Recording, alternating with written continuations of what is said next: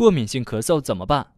北京大学国际医院呼吸与危重症医学科主任医师刘双。过敏性咳嗽怎么办？过敏性咳嗽一般它都有季节性，例如有些患者是由于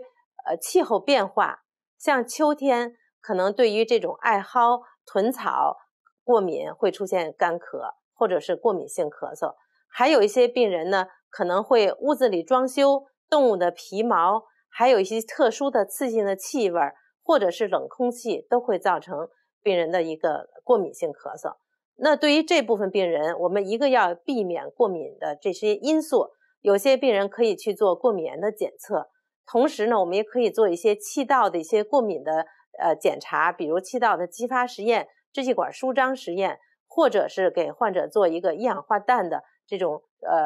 实验，来检测患者到底是否可以是过敏性咳嗽。那对于这部分病人，我们要用抗过敏治疗，避免过敏源。当然还有一些针对性的药物，比如呢支气管扩张剂，比如呢相应的镇咳药，还有呢主要的还是让患者呢就是针对病人的这个病因来避免过敏源。那针对过敏性咳嗽，如果患者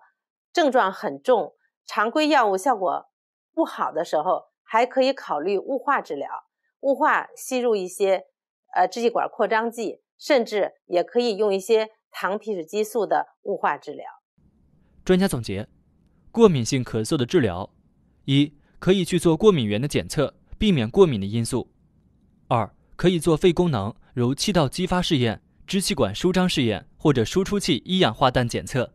这部分患者可以进行抗过敏治疗，吸入糖皮质激素和支气管扩张剂等，避免过敏源。三、常规药物效果不好时，可以雾化治疗。